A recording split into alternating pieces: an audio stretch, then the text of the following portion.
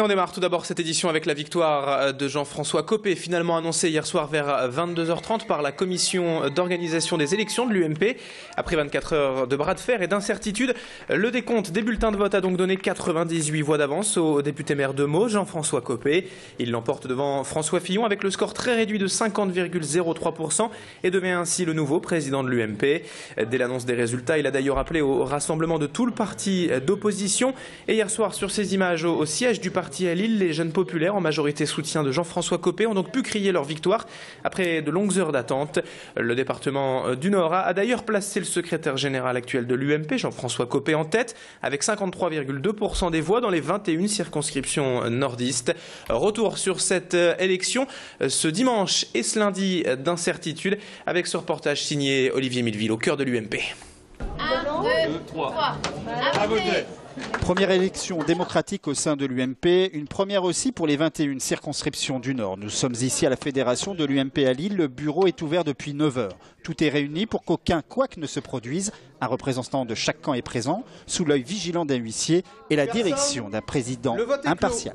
Ça s'est organisé avec des représentants d'un camp, des représentants de l'autre. Moi j'étais président du bureau de vote, donc neutre, et garant de la conformité, du respect des opérations électorales qui étaient les mêmes que celles d'une élection classique, une municipale, une présidentielle. Le vote est clos à 18h et ensuite le dépouillement, c'est un temps aussi où on doit être méfiant. Méfiant et vigilant, le nombre des signatures et des enveloppes doivent être le même. Vient ensuite le comptage des voix. Ici, il y a 385 votants pour 845 inscrits. 20h15, le résultat est proclamé, donnant Jean-François Copé gagnant avec 52% des voix.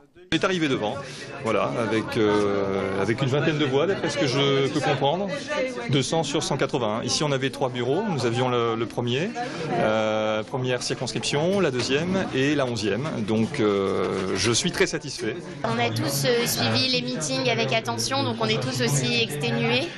Donc, on a hâte de savoir et hâte aussi de mener le combat face à la gauche et donc d'avoir quelqu'un à être qui va nous soutenir et derrière qui on sera derrière lui. 23h15, une information du siège national vient d'être communiquée et donne Copé gagnant. Soutenez ce candidat et on l'a toujours soutenu parce qu'en tant que jeune, quand on milite vraiment, quand on est sur le terrain, c'était le seul qui pouvait nous faire ça. Voilà. Joie de courte durée, la suite on la connaît, c'est le statu quo et la consternation. Comme Anne, les 3050 jeunes de l'UMP du Nord attendront avec impatience les résultats de la COCOE, donnant le nouveau nom du leader de l'UMP.